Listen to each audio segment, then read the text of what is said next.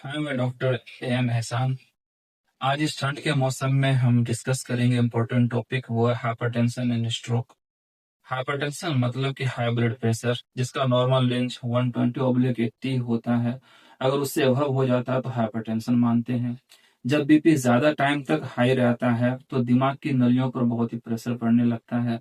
इसी वजह से स्ट्रोक आने के चांसेस ज्यादा होते हैं। स्ट्रोक का मतलब होता है दिमाग तक खून का बहाव अचानक बंद हो जाना या कम हो जाना। इसलिए हाई बीपी वाले लोगों को स्ट्रोक का खतरा ज्यादा होता है। ठंड के मौसम में स्ट्रोक ज्यादा खतरनाक क्यों होता है? क्योंकि सर्दियों में हमारी ब्लड वेसल सिकुड़ जाती है, जिससे कि बीपी और बढ़ जाता है। ठंड में लोग एक्सरसाइज कम करते हैं, पानी कम पीते हैं और बीपी भी चेक कम करवाते हैं। इसलिए ठंड के मौसम में स्ट्रोक का खतरा ज्यादा बढ़ जाता है। अब हम सबसे पहले सिंपल लैंग्वेज में समझने की कोशिश करते हैं कि स्ट्रोक कितने टाइप के होते हैं। मेनली स्ट्रोक 3 टाइप्स के होते हैं। सबसे कॉमन स्ट्रोक जो होता है वो इस्चेमिक स्ट्रोक होता है। इस्चेमिक स्ट्रोक मीन्स जब दिमाग तक जाने वाले खून की नलियों में थक्का जम जाता है, जिससे कि खून का बहाव रुक जाता है।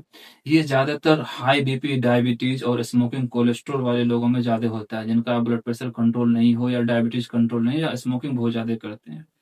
दूसरे कॉमन टाइप के स्ट्रोक होते हैं, वो होते हैं हेमोरेजिक स्ट्रोक। जब दिमाग की कोई नस फट जाती है या दिमाग के अंदर ब्लीडिंग होने लगता है, तो इस टाइप के स्ट्रोक को हम हेमोरेजिक स्ट्रोक कहते हैं। और ये भी most common high blood pressure वाले लोगों में, डायबिटीज वाले लोगों में कॉमन पाया जाता है, या हेड इंजरी वाले जो पेशेंट रहते हैं उसमें कॉमन होता है। थर्ड टाइप के स्ट्रोक होते हैं जिन्हें हम ट्रांजिएंट इस्केमिक स्ट्रोक कहते हैं, जिन्हें हम मिनी स्ट्रोक भी बोलते हैं। इसमें सिम्टम्स थोड़ी देर के लिए आते हैं और खुद ठीक हो जाते हैं, लेकिन ये फ्यूचर में सबसे ज्यादा खतरनाक स्ट्रोक साबित हो सकते हैं और ये वार्निंग साइन होते हैं। अब हम जानते हैं कि इस बढ़े हुए ब्लड प्रेशर में स्ट्रोक की पहचान कैसे करें।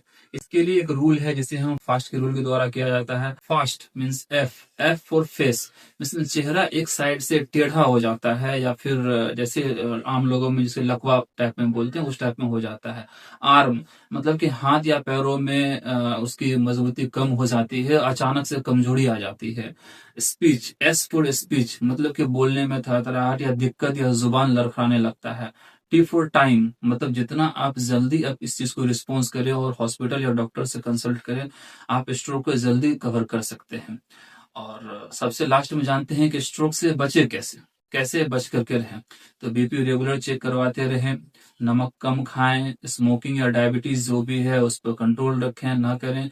रोज थोड़ी वॉक करें, एक्सरसाइज करें। ठंड में अपने बीपी को जितना मेंटेन हो सकता है वो करें। और हमसे कंसल्ट करने के लिए आप नीचे दिए हुए नंबर पर कांटेक्ट कर सकते हैं, एड्रेस पर कांटेक्ट कर सकते हैं। Thank you.